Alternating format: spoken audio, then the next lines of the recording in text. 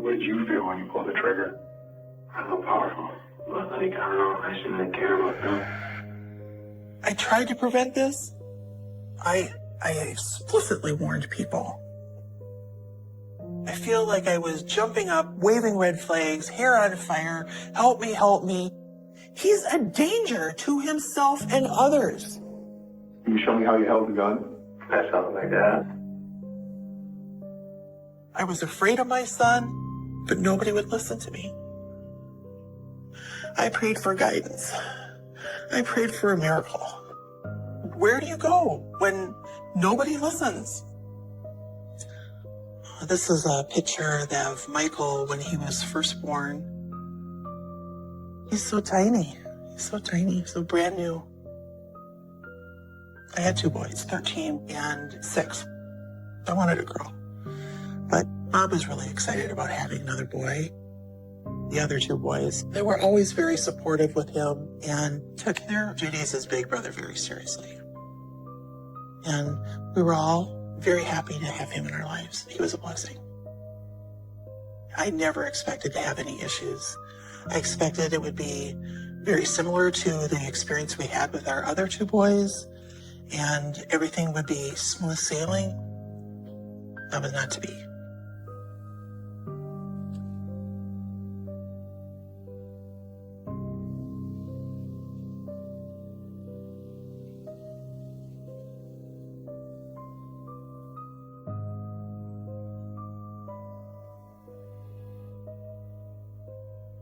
I noticed early on that there was some things a little bit different about Michael than what I had seen with my other two boys. When he was actually at a daycare and I was working, he liked to just sometimes harass the other children and the daycare provider to see how far he could push. He would want to escape the house, or at nap time, he would go around, wake up all the children, and then when he had all the children awake, then he would lay down and take a nap.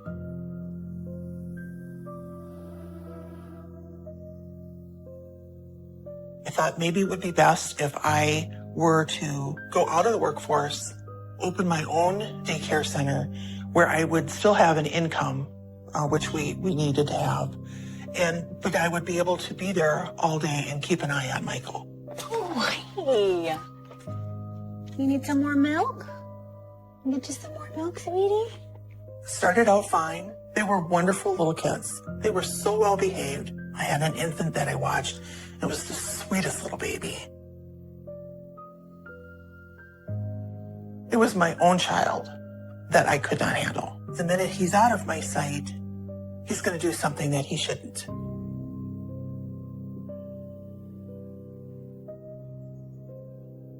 And I went, I think, in the kitchen to heat up a bottle, and Michael climbed up in our armchair, and he was standing on the arm of the chair.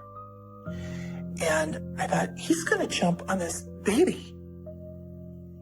I think his intent was, I'm going to disrupt this and get the attention of my mom.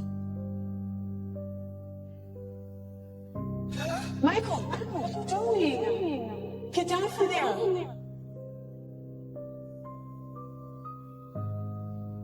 My thought was, this is too dangerous. There was no doubt about it. The baby would have gotten hurt. And I could not take that risk. Honey, what are you doing? Nothing. Why did you climb up there? Were you going to jump? No. I had to close that daycare because I could not handle Michael. Why don't you go upstairs and play by yourself for a little while, okay? I could never let my guard down with Michael, ever.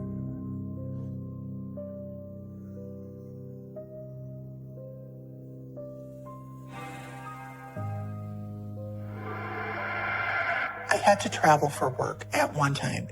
I got a call from Bob that Michael had been at the park, and he said that somebody had stolen Michael's bike and punched Michael in the nose and gave him a bloody nose. But then Michael had come home again the next day with another bloody nose. And then he'd get another bloody nose. Something just wasn't right. There was something there that just wasn't right. It seemed a little odd to me that he'd pop up with these bloody noses. So I asked him about it. When I got home, I said, I don't really believe that you're getting hit and getting these bloody noses. Michael, what is going on? You can tell me. And he admitted to me that, that he had never gotten hit. Because you're always at work and I never get to see you anymore. I was out of town, and so he was upset that I was gone.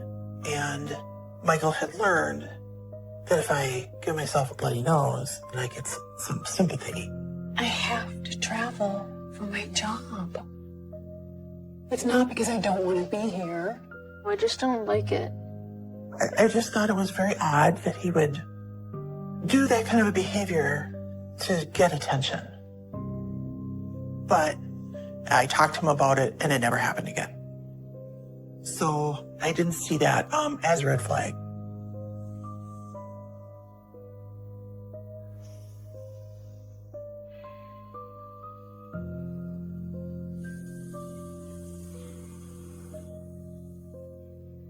These dreams were not normal childhood nightmares. Michael would have them, night after night after night. He would wake up in the middle of the night, and he would come into our room. It was always that people were after him. People were going to get him. People were going to hurt him. Michael, are you okay? Can I sleep with you? And this kid is terrified. Made me feel really sad that this little boy is having these horrible, scary dreams. Did you have another nightmare? They were trying to get me. Who's they? Okay, get in. He'd come in and just crawl in and sleep next to me. But there seemed to be more to this. It was around this time he started drawing pictures.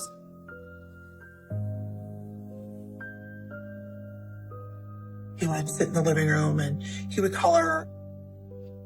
What are you doing? You've been drawing for a while. I'd ask him, what is this that you're drawing? They were people with knives, and the knives would be like dripping blood, and they were going to get him. They were after him. What are these supposed to be? And he'd tell me, well, this is what I dreamt about last night. This is the person that's chasing me. Are all these pictures from your dreams too? And he had to do things to protect himself.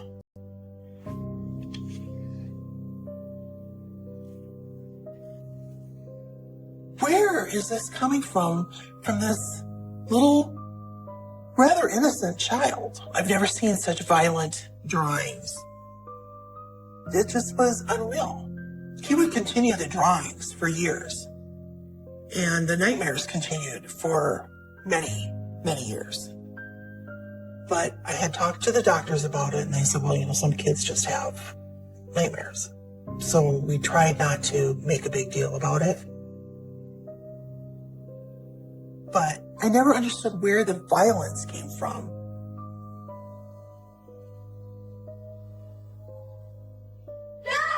Mom, help me! Michael had come in the middle of the night with a knife. Run away from me! And held that knife above my son's head. I never slept very well. I became a very light sleeper. Little noises. Sometimes it was just creaking of the house. Sometimes it would be Michael. We had trouble keeping him in the bed, and he'd get up and he'd wander around the house and do things. And he was getting more attracted to knives. There was one night I heard a noise in my room. And when I woke up, there was Michael sitting on my bedroom floor with a bar of soap, and he was cutting up this bar of soap with a knife. Michael! It scared me that he's got a knife and he's doing this in the middle of the night. What are you doing? Playing. I just kind of slowly got out of bed and walked over to him. Honey? Michael? Give Mommy the knife. Sweetie?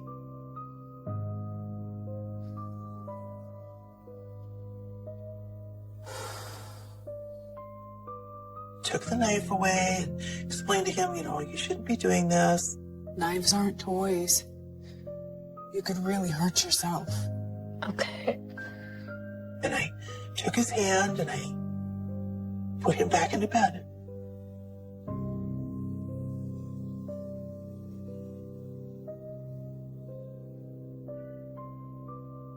And then there was one morning I woke up and all the kitchen chairs, they had a plastic covering on them.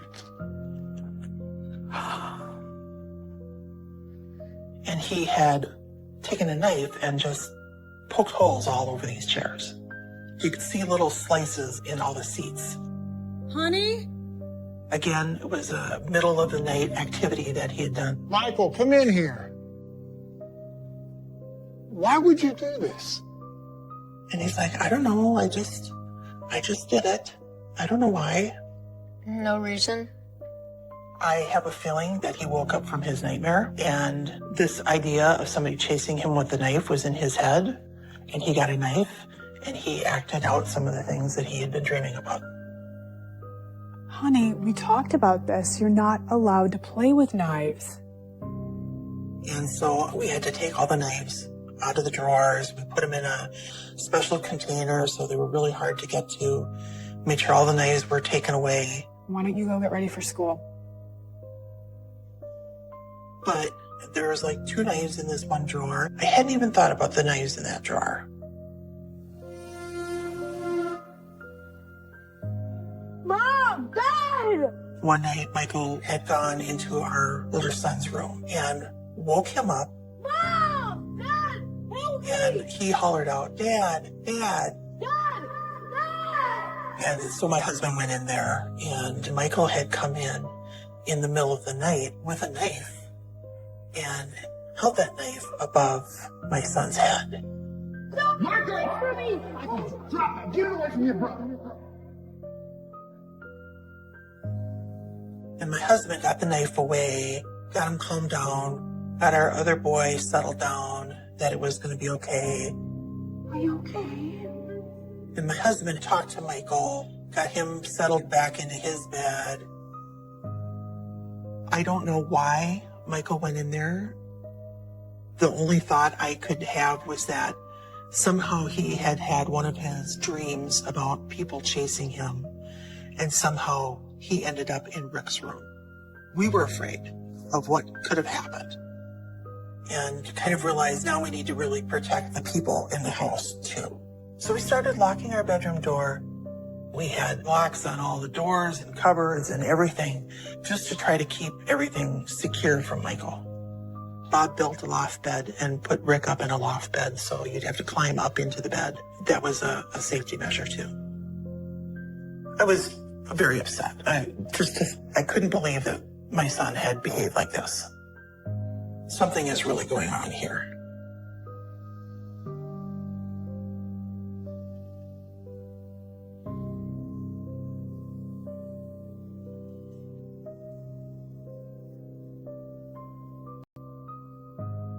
The behavior he was showing was a huge red flag. I need to bring him in to see a counselor or a psychologist and talk through what this issue is. But I never felt like we got any answers.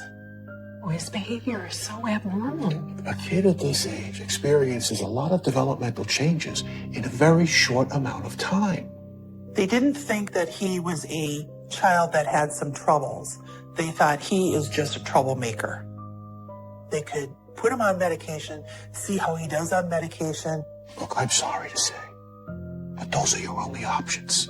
I think one was Ritalin, one was Adderall, but he turned into a zombie. Oh.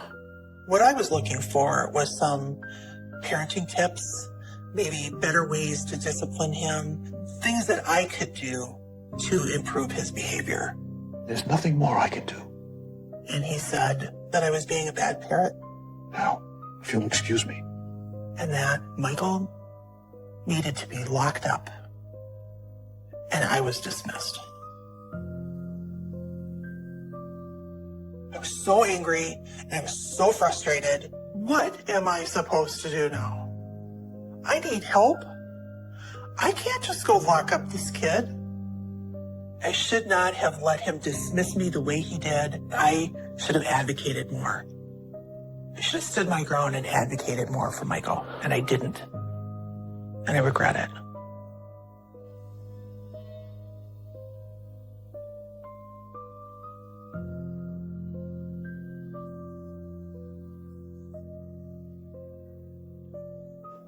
His behavior has gotten out of control. He had had thoughts about hitting her in the head with a hammer. I'm afraid of him. He might have these thoughts about me. One day, Michael was out playing and someone came to the door. Hello? Mrs. Swanson, this is the last straw. The neighbor told me that Michael had a knife and he was threatening another child with this knife. Your son threatened my child with it. I'm so sorry. Now it's gone from inside of our house. Now it's outside of our house. Next time, I'm calling the cops. I'll deal with this. This won't happen again. I am so sorry. Michael?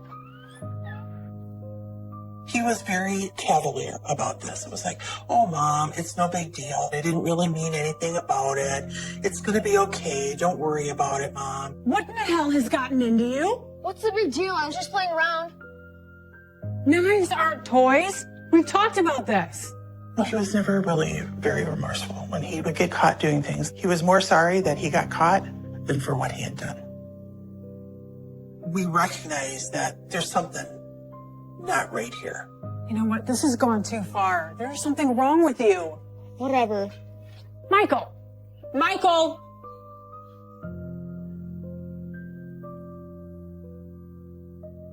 We took him to a behavioral emergency center. They felt we were being hysterical parents, and that really this isn't as big of a deal as we were trying to make it out to be. They said their hands were tied, they had no place for him to go, and so they were just going to send him home. I was livid. He's thinking about hurting people. He's a danger to himself and others. Nobody cared.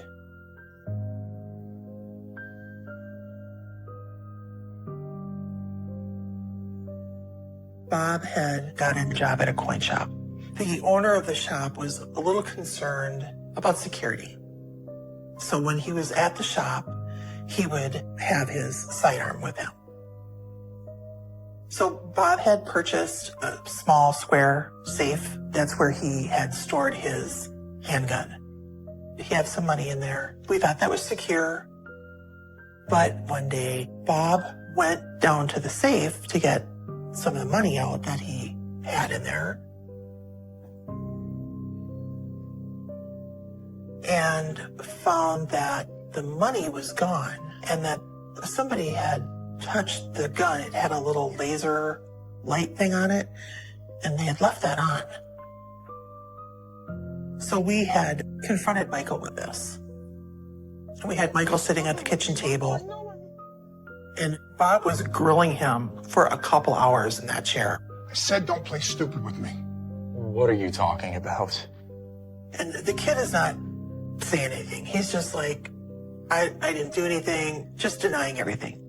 All right, Michael, why don't you tell me where the money went? Because we both know it didn't just up and walk out of the safe. Like I said, it wasn't me. And Bob is like, I know you took this money. I know you did this. And Michael's like, no. But finally, Michael said, okay, yeah, I did that. Fine, screw it. I took the money, okay?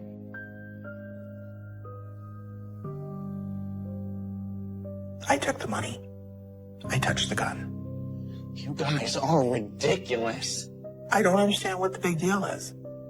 I just took the money and I bought some drugs and nobody's hurt. So why is this a big deal? I think he was motivated to get the money didn't know that there was that gun in there. And then when he saw it, he had to touch it. But he did not show a whole lot of remorse. He did not.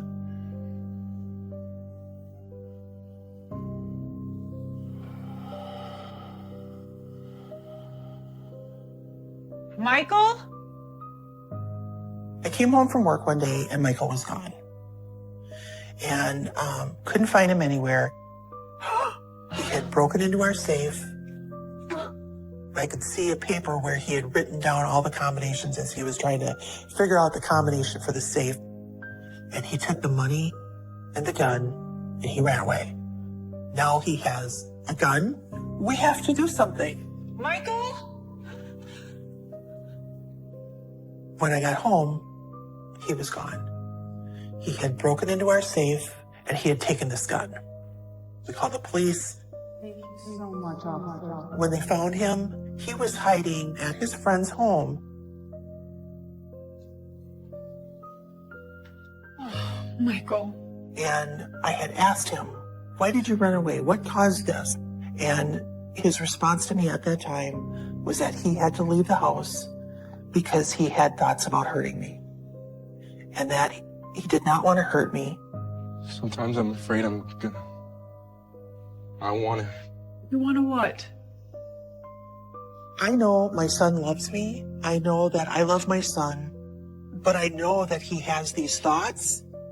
And would he really act upon these thoughts? That I didn't know. I had no idea. And that unknown and that fear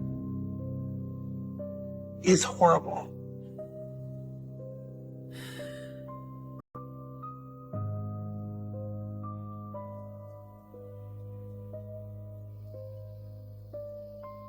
Bob was at the cabin.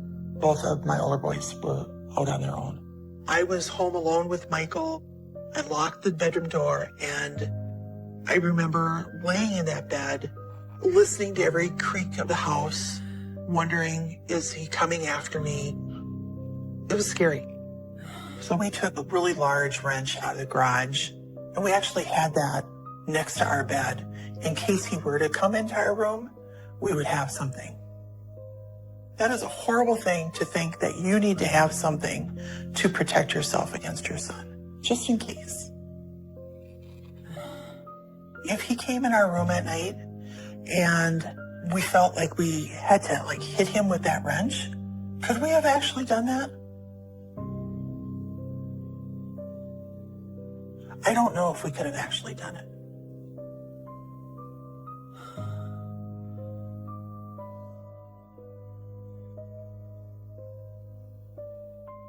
We're like, okay, now what do we do? The police liaison officer that found Michael felt that he really needed to have a 30-day evaluation where he would be in like a group home. So we agreed that this was a good idea. So Bob and I drove him to this group home. He would be there for 30 days. When we left that day, I left with a feeling of hope that we're going to get somewhere now.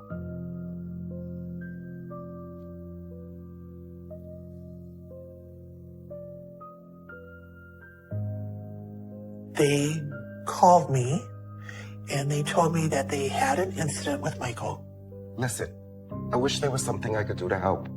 But given the events that have taken place, your son is too much of a risk. Michael had gotten upset with a counselor. He had taken a fire extinguisher off the wall, sprayed it at a counselor. Plus, they said he threw the fire extinguisher when he was done, so that was assault.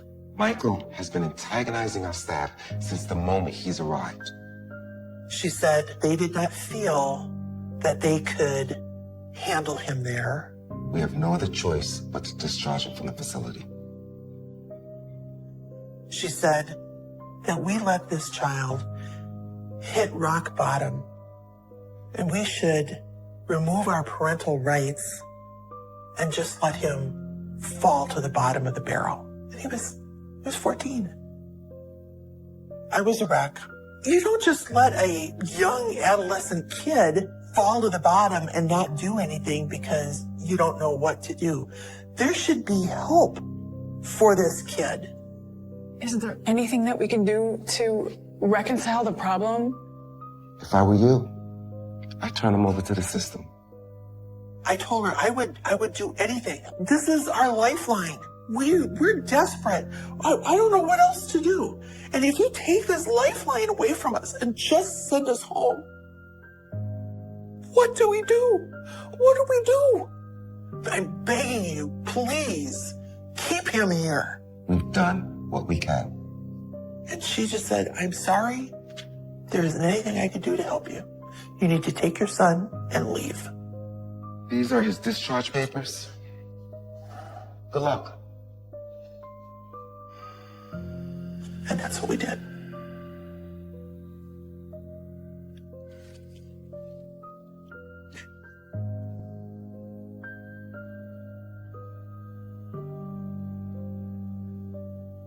When Michael was convicted of the assault on the counselor, he was given restitution to pay $2,500 back, and the county would give him so many credits of money for so many hours of volunteer work. So my sister volunteers at an old-time park with like schools and churches from the pioneer days. I called my sister. I told her, I think it would be good to get him away. And she's like, oh yeah, sure. Thank you so much for doing this. Oh, of course. So Michael would go spend time with my sister. I think this is a good idea for everyone. Right, Michael?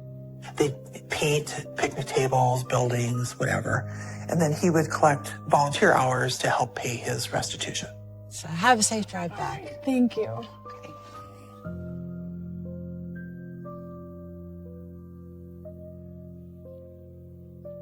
My sister had been trying to get a hold of me. She really needs to talk to me. When I met with my sister, Michael stayed in the car and she was visibly upset. I really wanted to help you guys out, but I just don't think I can handle this right now. She had told me that he had stolen money from the place where they had volunteered. He denied it.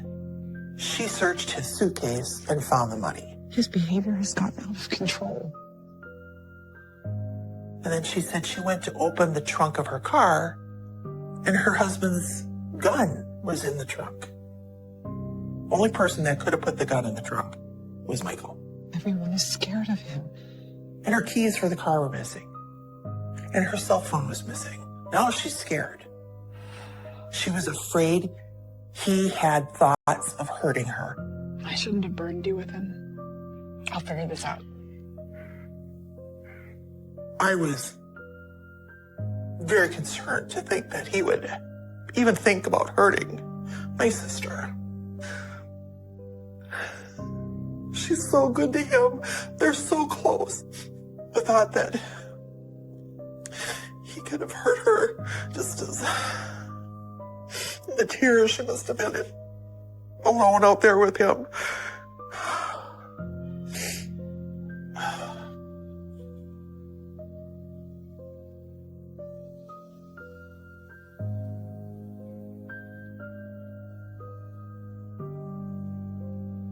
You really scared your aunt. I asked Michael if he had had thoughts about hurting my sister. You wouldn't do that, right? Only if I had to.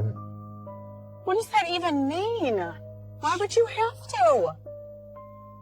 He said he was going to get his friend and then they were going to run away. And to get money, they're going to rob Taco Bell's. And she was preventing him from doing what he wanted, and he thought he might have to hurt her. I wanted the card. She wouldn't give it to me. So it made me angry. The sheriff decided to go ahead and press charges. Because the sheriff filed the charges, they decided that Michael needed to be put into a criminal juvenile center. And I'm thinking, okay, now we're going to get some help. But the judge sent him home. They decided that Michael had been behaving himself. He had a good family. They would stay this sentence. That was crazy to me. I felt like this is like a broken record. No matter where we go, we can't get him any help.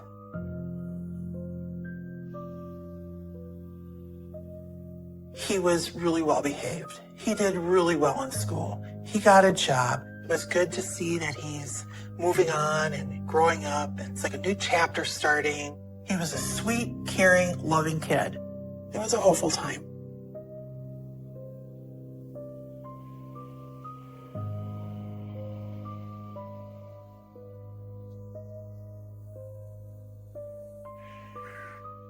The morning that Michael had disappeared,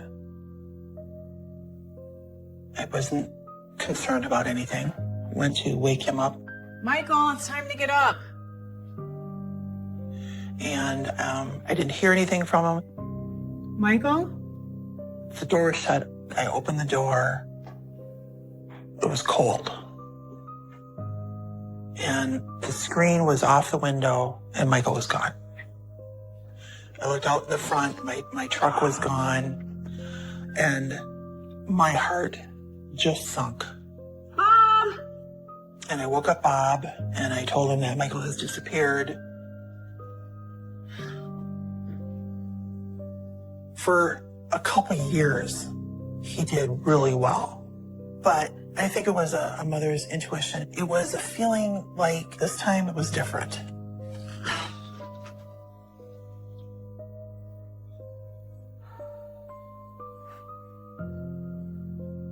Why'd you shoot her?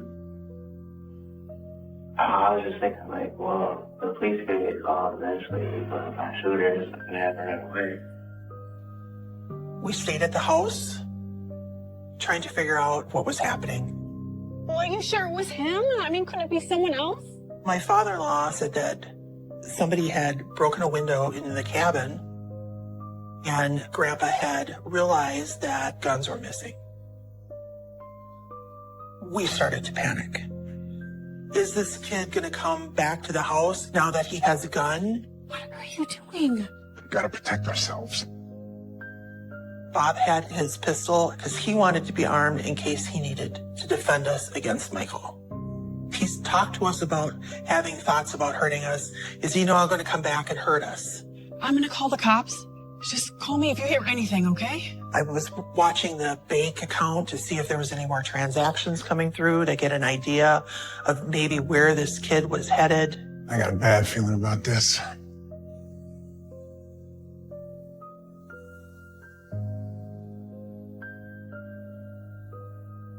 We just decided we're going to search the internet, see if we can find any, news articles.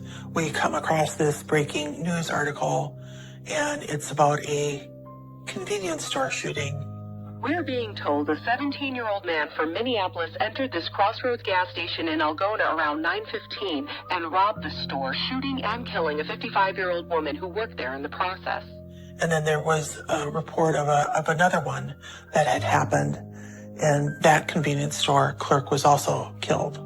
An hour later, the same teen drove to this come and go in Humboldt, where he shot and killed another clerk, this time a 60-year-old woman. Both murders appear to be completely senseless acts of violence. There was no name. It was just a location and what had happened. It was very brief. I just remember just looking at that and looking at Bob, and I'm like, I think that's Michael.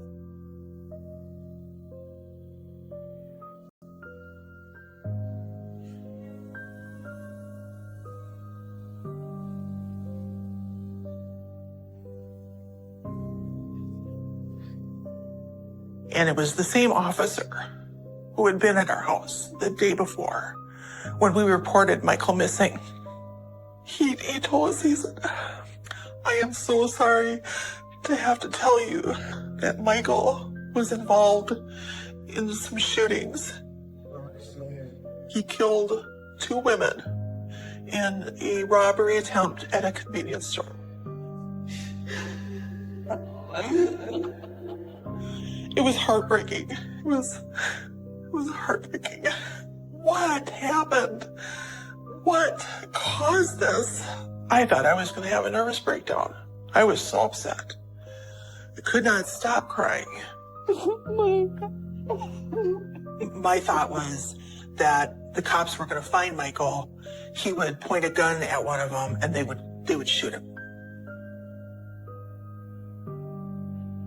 But they were able to arrest Michael in a neighboring town. We saw footage of Michael being escorted to the courthouse. The footage was very odd, and he was kind of laughing. I knew when I saw that video that he was not in his right mind. And then we were told Michael had confessed to what he had done. Can you show me how you held the gun?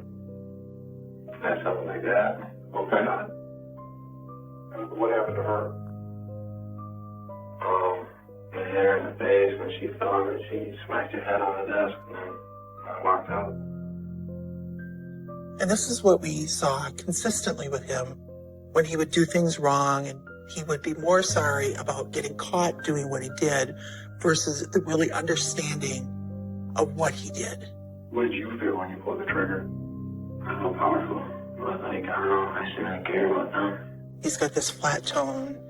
He's, he says he has no emotion about this. It's like he's not there. It's a shell of him that's there. Didn't care about them? Good. How else did you feel? It had no effect on me. I just didn't even care. I just felt like my adrenaline was pumping. I felt good. Okay. How do you feel now? Do you feel the same, or has it changed a little bit? I just feel like, sometimes people get shot. I tried to prevent this. I explicitly warned people, but nobody would listen to me.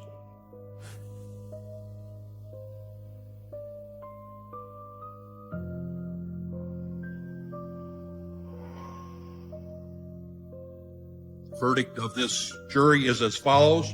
We find the defendant guilty of murder in the first degree, signed foreperson. He's laughing. Yeah. Totally odd. Just totally bizarre. They thought he was a psychopath. I don't believe that's true. He told me that he was so self-conscious and everything of all the cameras being on him. All he could do was just laugh about this. But I don't know if he really gets the whole impact of what a death is. That they're gone forever.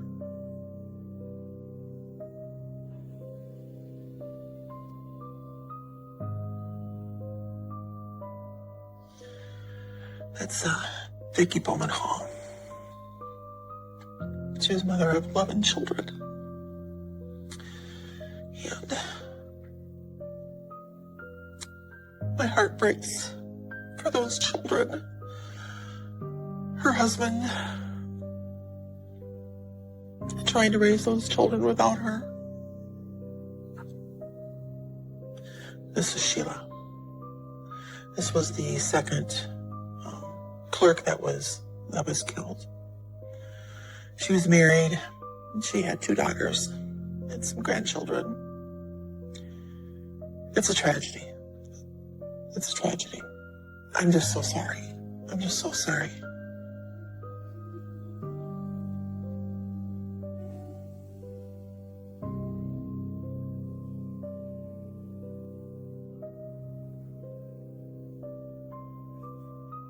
How did we end up here?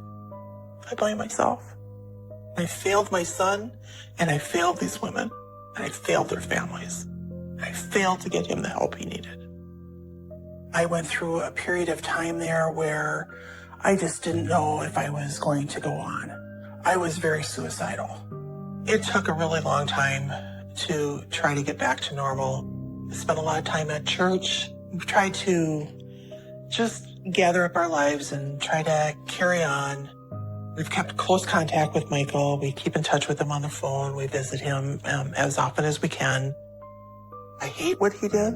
I am ashamed of what he did. But I'm never going to stop loving him. I understand he needs to be punished for this. But he's my son, and I have unconditional love for him. I'm his mother. Family's family. My only hope is that in telling this story, that if there is another Michael out there, if you feel there's something wrong with your child, be a strong advocate for them. Trust in your instincts. Don't let the doctors and professionals push you aside. Be stronger than I was and just keep pushing. We saw the signs, and this is everything I was hoping wouldn't happen. But you don't know me.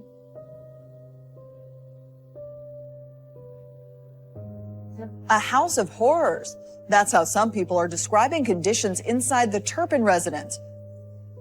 I am angry, and I feel sorry for the kids.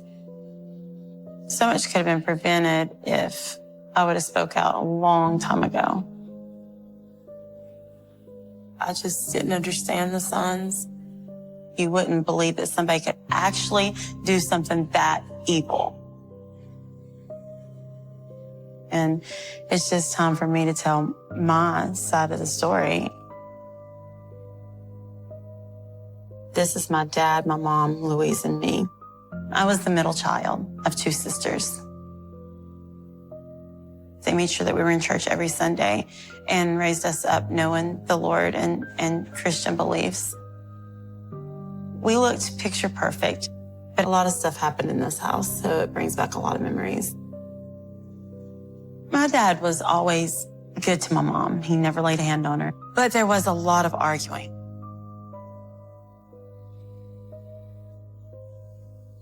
I'm trying to juggle too many things. Can't you see that? How hard is it to keep a damn house clean? I'm working. When my parents fought, I was scared. What else do you want from me? How about dinner on the damn table when I get home? I would just start crying, and Louise would come and cover my ears and eyes to keep me from seeing and hearing it. Who is the one taking care of the girls, making sure they get to school, making sure they're doing their homework? What else do you Many want nights, from she me? would hold my hand all night for me to sleep. When she was holding my hand, I knew as a child that I was safe with her. She was my best friend, and she was the only one there for me. But something happened. Everything changed. By the time my sister got arrested, the look in her eyes and the expressions on her face were scary, evil looking. What went wrong?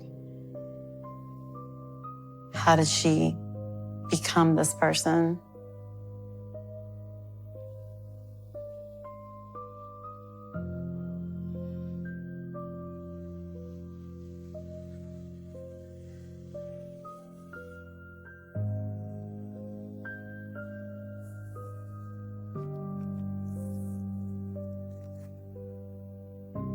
So these pictures make me cringe.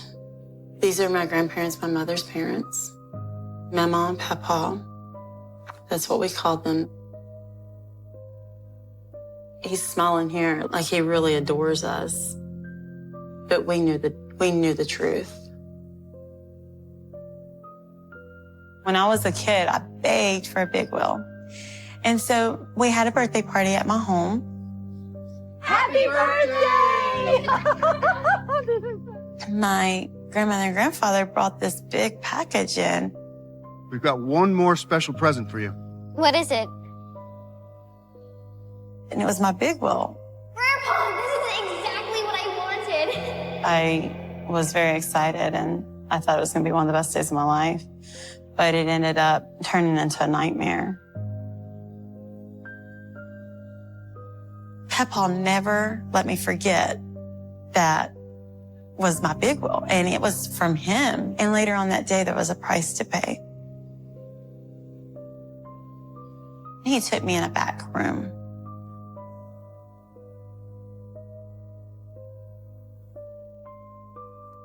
Do you like your birthday present?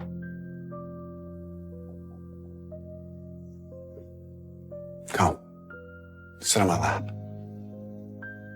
And then we would sit in the chair, lights would go off.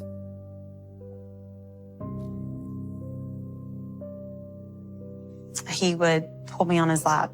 Don't worry. He would put his hands in my pants or up my shirt, and I would always feel him breathing on me.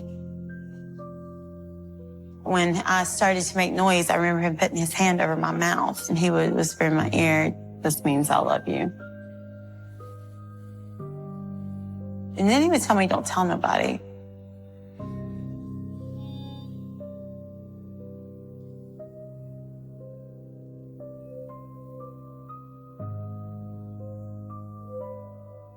I remember telling Louise. Louise told me that she had been molested all her life by him.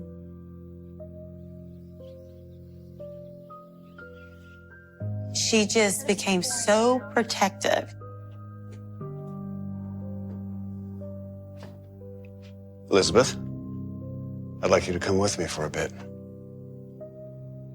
And there would be times that Papa would walk towards me and she'd put me behind her. And she would tell Papa, "I'll go with you."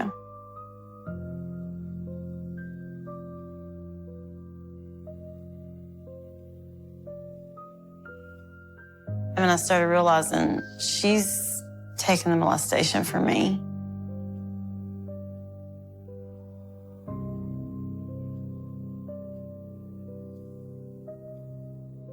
She was sacrificing her own self for me. And I've thought about that and thought about that and thought about that. I never told anybody. He never was charged with child molestation, and he died last year at 95 years old. When it came to Louise, I often wonder if it drove her insane and made her do the things that she has done.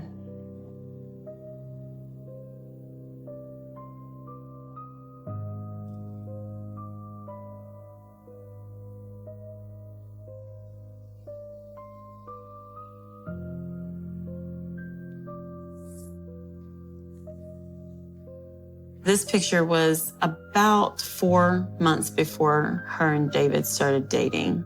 She still looks so young to me. She still looks like a baby. David was 6.5 years older than Louise.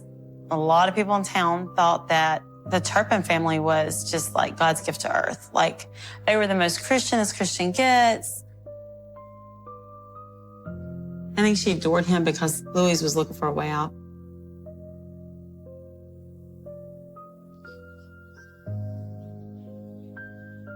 Elizabeth, come here. Louise one day had called me. She had hollered my name to come here. And she said, "Come in, I got a secret to tell you." I have something I want to tell you, but you have to promise to keep it to yourself. I was excited. I was always excited when she had a secret to tell me because it made me feel big, you know? You like David, right? And she was like, "How would you like it if I got married? If I married David and we had a little baby and you could come over and spend the night sometimes and you could hold the baby?" A family? Wow, Louise. And all this stuff. And she was packing her duffel bag. And then she went on to say, "And don't tell anybody I asked you that. Don't say anything to anybody about me packing this duffel bag, because this is our secret." Louise was only 16 years old when she told me all this. Just remember, though, you promised not to tell anyone.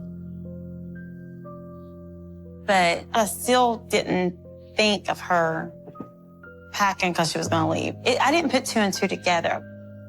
The next day, Louise never showed up. She didn't ride the bus with us home. It clicked. I was like, oh my gosh, she's left with David.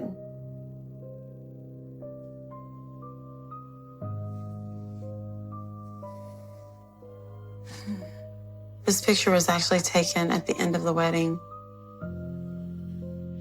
The police found Louise and David in Texas. When Louise came home, she immediately demanded that they let her get married. Daddy always felt like they would just continue to try to run away and be together. So he felt like it was better just to give them their blessing. So Louise got married at 16, and I think David was 23. I felt so many different emotions that day. felt like I was losing my best friend and my sister and my protector and everything. My parents got divorced about 6 months after Louise had left, and my dad left the home. That's when the abuse of my grandfather was more focused on me, and I didn't have her to shield me anymore.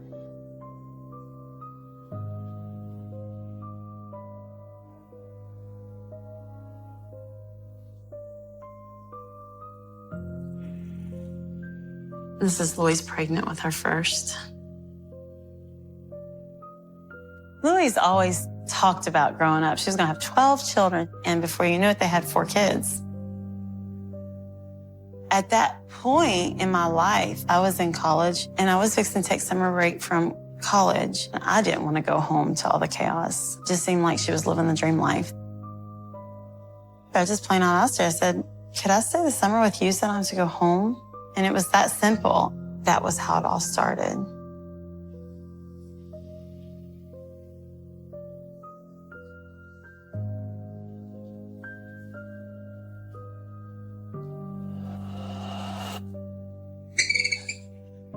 I knew something has to be really wrong. The person that used to protect me is now helping bad things happen to me.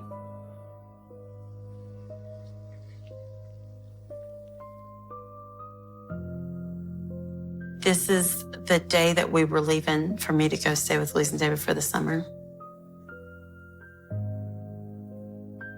When I spent the summer with her, it changed everything for me. Within 24 hours from this picture is when I realized that Louise was not someone I wanted to be around.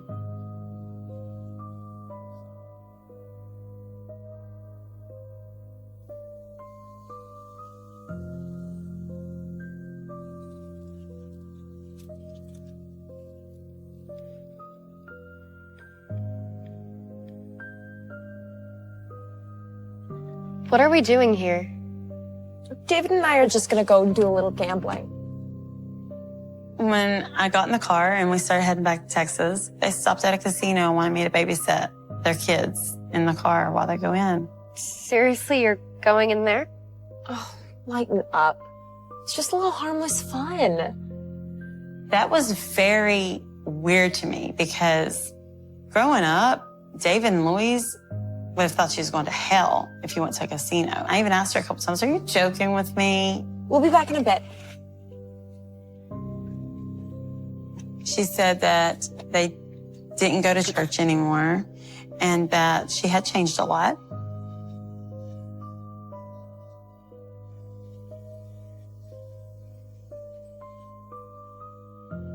It just got darker and darker. I was scared to open the door.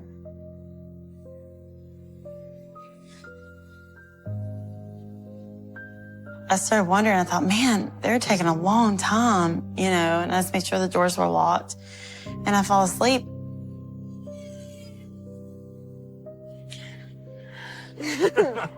Morning, sunshine. When they finally came out, it was daylight. Where have you guys been? Playing slots. I was like, you left us in the car all night with the kids. And she kind of laughed it off. Oh, you're fine. I was upset, but I didn't show it. Here I am almost to Texas. You know, I have nowhere else to go. I really didn't want to create an issue or an argument, but it was very confusing for me. She was a complete different person than what I thought she was. I thought, oh my gosh, what am I getting myself into?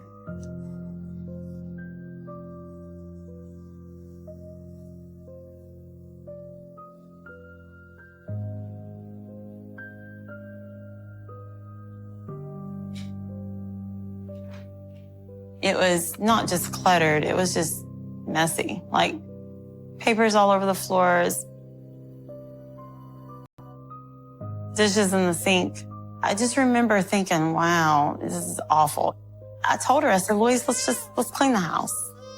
We should pick up a bit. Get this place under control?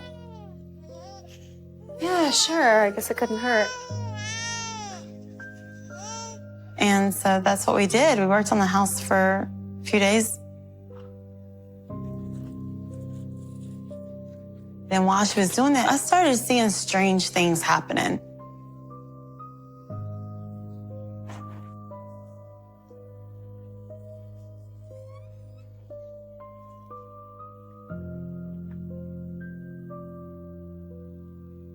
I didn't really get to know my nieces and nephews because she kept them so isolated. They were in their rooms most of the time.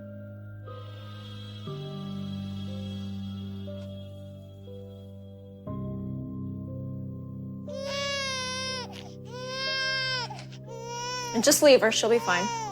The baby would sit in the playpen all day long.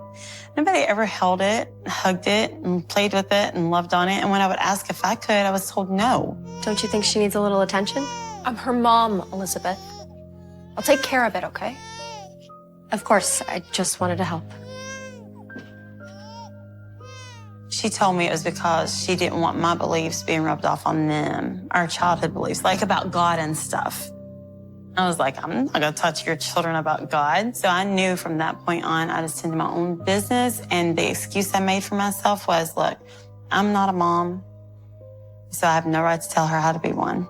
And that was what I told myself. And I just left things alone.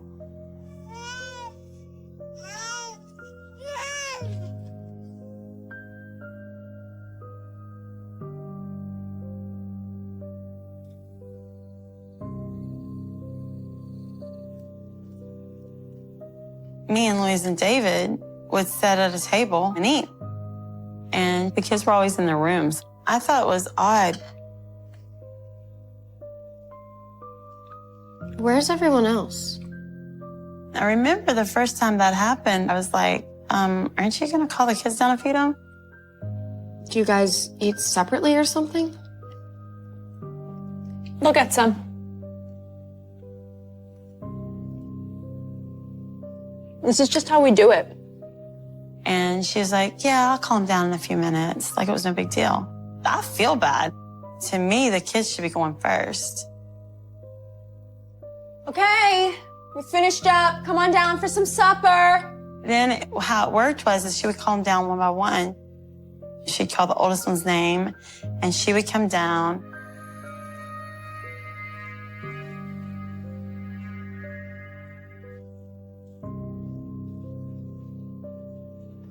That was very weird to me. I didn't really know how to react to that.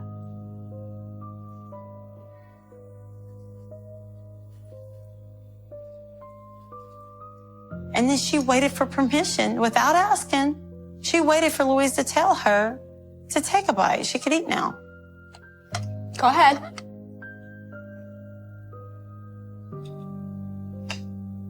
I never saw them do anything without permission. I never heard them talk, not even the oldest one. It was like they were forbidden to talk. I love this stuff, don't you? I remember asking Louise, do they ever talk? And she goes, yeah, if I tell them to talk to you, they will. It's like everything was controlled. And then when she got done, Louise never asked her, are you full? Do you want more? She would just say, okay, your plate's clean, go back up. And then she would call the next one down.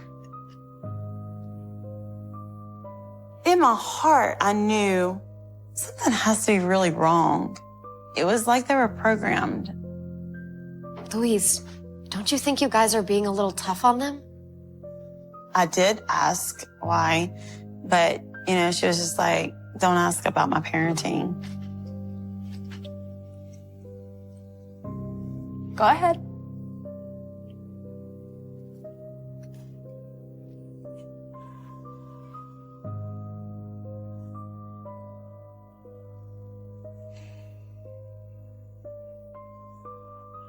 I had never heard Louise laugh like that before. It was just different. More of an evil laugh. About a week into living with Louise and David, that's when the rules were explained to me. So listen, if you're gonna start working this summer, there's a couple rules I need you to follow, okay? She just told me, don't have any friends, don't tell anybody where you live, don't give nobody my address, don't give nobody my phone number. You're not allowed to have phone calls here, and I don't want you dating. Okay. I don't even know who I would talk to. You start meeting people, you start running your mouth, and I can't have that. I don't know if she was afraid I was going to say something about the house or about things I saw. I remember asking her why, like, why can't I tell anybody where we're at or have anybody call me? And she says, we live a very private life, and that's how I want to keep it. David and I keep to ourselves. We don't like other people in our business, so I'm gonna need you to do the same. Okay. But she also wanted me to get a job. So she took me to and from work, and she watched me real closely. And she told me basically that if I didn't obey her rules, there'd be consequences. You won't have a place to live. Got it? Hey. Got it.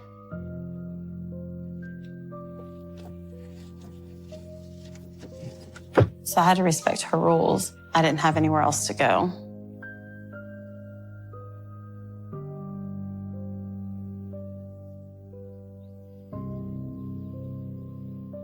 David began to watch me and say some really awful, nasty things, like, you know, he shouldn't be saying to his sister-in-law. I was getting into the shower to go to work, and I heard somebody coming in, and I hollered and told him I was in the shower. Hey, I'm in here. And the door opened. Who is that? And Louise and David walked in. Are you insane? I was in total shock. Like, I was like, what are you doing in here? Get out. Let's get a good look at that body. He would ask me personal questions about my body, and I wouldn't answer him. Come on, we're just having a little fun. Leave me alone! And then he'd make comments about how good I'd be in bed. And you know what they say about redheads, they're wild. Come on, I bet you're a demon in the sack, huh? Stop it! Come on. And it would make me real uncomfortable. Louise supported him in the conversations. Louise would be like, yeah, I bet she is good in bed. And I would get upset and start crying. Stop it! Stop it! I hear you with this. Get it! Stop it! Stop! You just start laughing like an evil laugh, especially Louise. Like, I'll never forget it. She's a bad girl. I had never heard Louise laugh like that before. It was just different. More of an evil laugh. Stop it! Louise, make it stop! It took me back to that childhood mode where with Papa, it was making me feel like I was molested all over again, just in a different way. I want to see it. I want to see it. I really felt betrayed. The person that used to protect me is now helping bad things happen to me. I knew there was no way for me to get out before the end of the summer, so I thought I would just have to wait.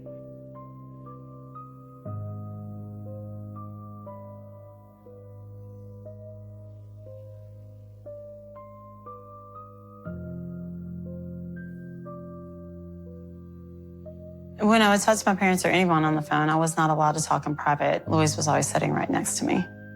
How's it going over there? You getting on okay? My parents were expecting me to go back to school, and Louise was making it impossible for me to go. Me? I'm good. I like it here.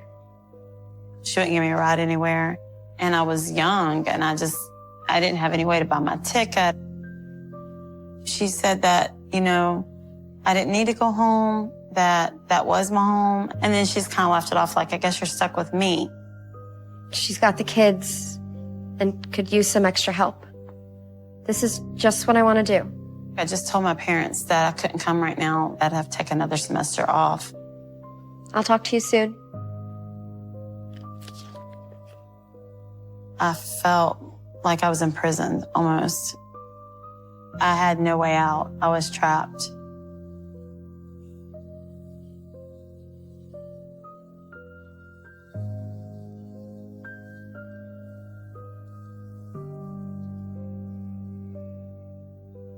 What happened? It was scary because you're really playing with the devil.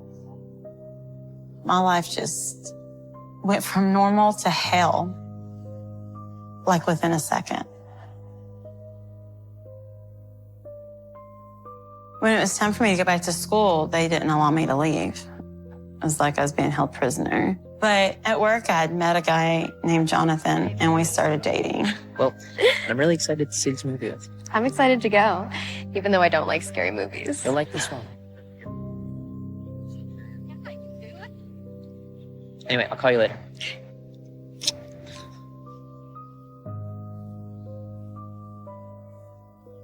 Louise, what are you doing here? Louise caught me with him because she apparently had stayed in the parking lot to snoop on me, and I don't know how many times she'd done that. Didn't I tell you the rules? No phone calls, no boyfriends. I am sorry, I just No, I told you there'd be consequences. She was really furious. She was yelling at me. I'm sorry. I told you my rules, you disobeyed me. Why are you yelling at me? You don't respect me? Give me your keys. What? Where am I supposed to go? I don't care, but not home with me. Give me your keys. She locked me out. She told me I wasn't getting my stuff back. I was left by myself. That really hurt me. I was very shocked that it had come to that.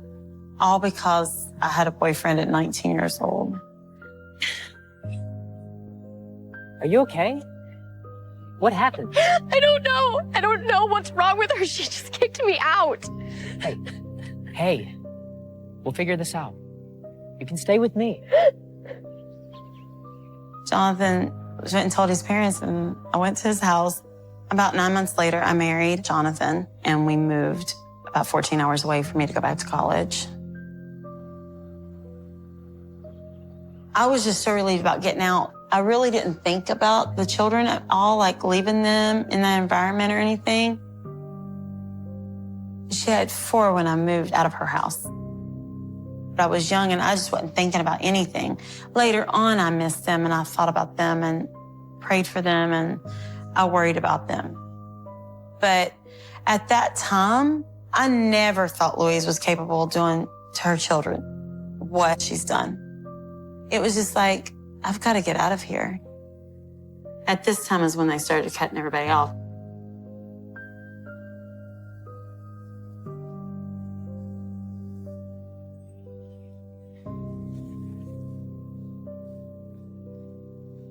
I didn't talk to Louise for a long time. Several years went by. And then by the time I had children, she contacted me. We still had our problems, but we did speak every once in a while, and I did see Louise from time to time. It wasn't the same relationship as it used to be.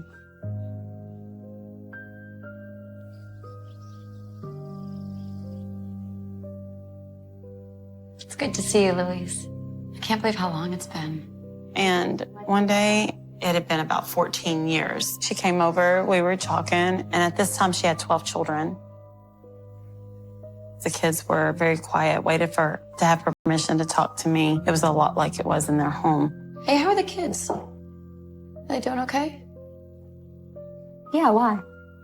And I remember thinking that they were skinny, especially the oldest child. Have they been eating much? They get plenty of food.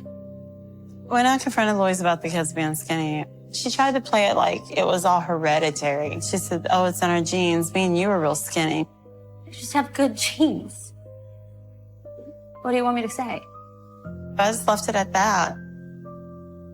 By the way, I pulled the kids out of school. I'm going to do it myself. You mean you're going to homeschool them? But when she told me she was going to homeschool, an argument broke out. Louise, they're not going to get a proper education. That's a terrible idea. You have to be disciplined. You have to be responsible. You have to put your kids' needs before your own. Listen, we've already made up our minds. We're actually moving to California. What? California? Why? Louise had researched out what states they come and check on you, what states you have to turn in work.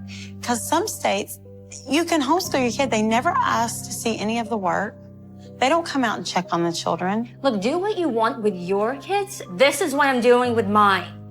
Now that I'm older and I'm looking back, I realized she didn't want anybody calling CPS. She was going to make sure she was in a place where they did not check up on them.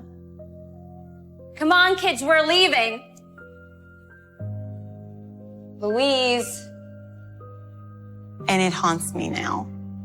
For a long time, I felt like guilty because I didn't say anything, but I really didn't know better at the time. Like, I didn't feel like it was that severe that I needed to get authorities involved.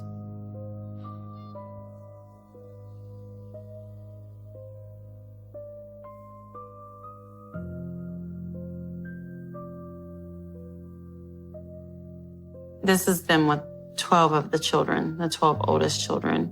I got pictures like this all the time. She would send pictures and videos of them at Disneyland. She would put all this stuff on Facebook, make it look like they were having a great time. I thought that they were happy and well-fed. I thought over the years that things had gotten better. But my oldest niece Skyped with me one day.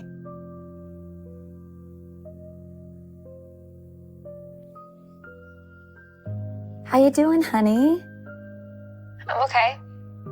By this time, she's like in her upper 20s, but she looks like a 14-year-old kid. But I didn't think of it as being like malnutrition or anything. I just thought that she was just small framed is what I thought. So what's going on? Anything new? Nothing new, just the same old stuff. And she had her hands behind her back and she was just rocking back and forth. And I noticed that Louise was sitting real close to her. Sorry, Aunt Elizabeth, I've got to go. Hello? You could tell that she was scared to answer a lot of the questions. It was just really weird.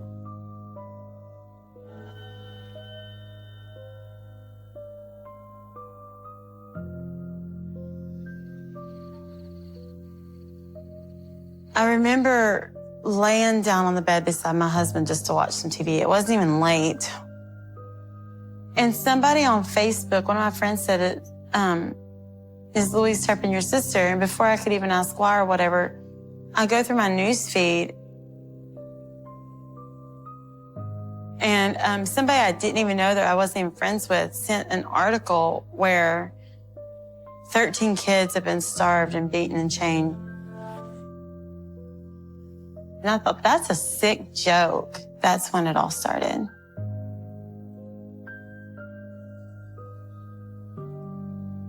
I started getting all kinds of Facebook messages asking me if this was my sister. Earlier that day, I got a phone call from a California number that I did not recognize. And they left a voicemail, but I didn't listen to the voicemail right away. I thought it might have been a telemarketer or something. Then I got to thinking, I really should listen to that voicemail. And it was a woman saying, you know, this is Riverside County Jail. It's about your sister.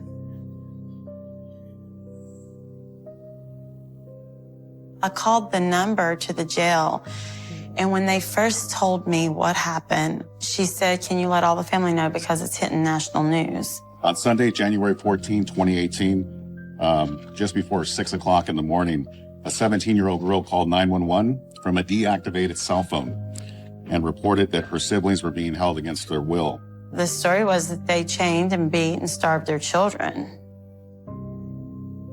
One of my nieces got out, climbed out the window, the bedroom window, after Louise and David went to sleep, and ran down the road with an unactivated cell phone that was in the home and called 911 on it. They say the escape plan had been in the works for 2 years. The teen took one of her siblings with her, but that child got scared and turned back. She didn't even know how to explain where she was. She didn't even know her own address. The police was able to track her and find her, and then she rode back with the police to the house in the car. Investigators arrived, finding the rest of them, 13 in total, starving, emaciated, some chained or padlocked to beds.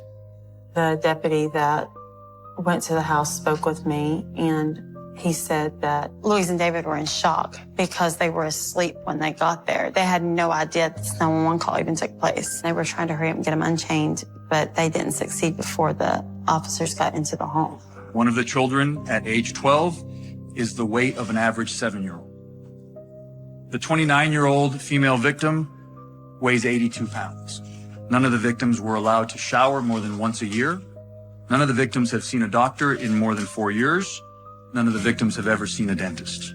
The couple is charged with 12 counts of torture, 7 counts of abuse of a dependent adult, 6 counts of child abuse, and another 12 of false imprisonment. It's really hard to think that those babies that I held and rocked so many times to sleep and fed bottles were treated like animals.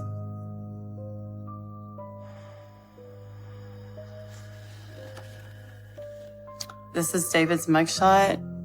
I remember thinking he looks like a serial killer or something. My mom used to say, oh, he's a turban boy. She couldn't get a better guy than a turban boy. That does not look like my sister at all. That's what it looked like when I saw her on TV, and it made me sick, and I busted in tears.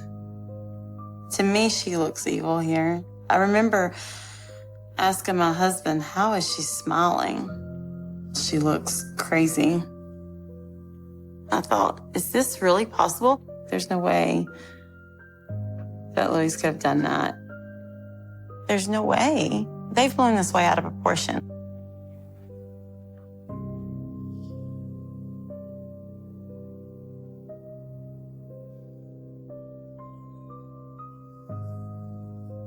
I remember wanting to go to the house to try to convince myself that this is real. And I walked around the house and looked in the windows. And when I looked in the windows, my breath was taken because I saw things. I thought, oh my gosh, Louise is pure evil. It was very, very nasty. And I knew immediately that my sister did a horrendous crime. I needed to see her for myself. I needed to look her in the eyes. And I needed to ask her, what were you thinking?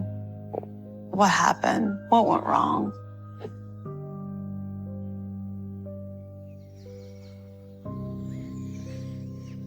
I remember being a nervous wreck because we hadn't talked in 2 years.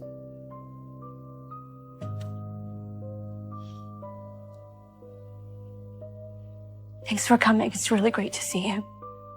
And she said that she was sorry. I didn't mean to be so awful to you. She said, something went wrong and I wish I could explain it to you, but I've been told to not talk about it. She told me that she loved me and has always loved me, and she knows that's probably hard for me to understand, which it was. I hope you don't believe everything you read in the news. I know the truth. I was there. She never came out and said she didn't do it. She never came out and said she did it either. And she says, I'm not who you think I am. You'll never know who I am unless you give me a chance. What about your kids? Did they have a chance? How I took that is she done it, but there was more to the story than what I knew.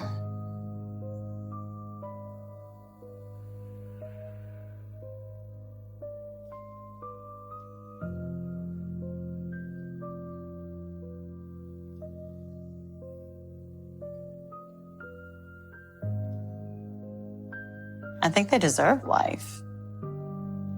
And that's really harsh for me to be a sister and say that. But I think that's appropriate. She deserves everything that she's got coming to her.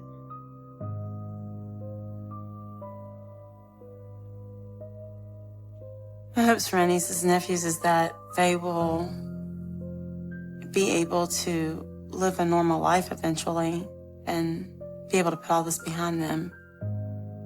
And I want them to know that I'll always be there. I want them to know that there is family out there that cares and that they are loved and that not all of us are like their parents.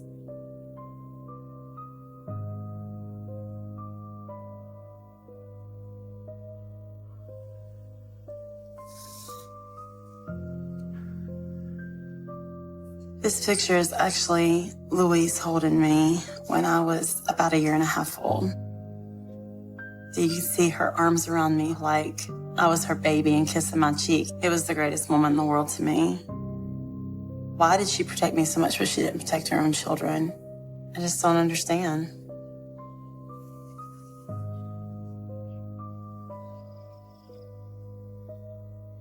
But I still love Louise. I mean, nothing ever changes the fact that she's my sister no matter what she's done. People don't understand, how can you get on camera and say that you still love your sister? They see who Louise is today and what she's done, that's all they know. But I've known Louise all my life, and I know who she was before. We really don't know why she's changed so much. I guess my biggest regret is not reporting what I saw when I lived there. You never think that somebody close to you could do something like that, but anybody's capable of being evil. You know, so much could have been prevented if I would have spoke out a long time ago.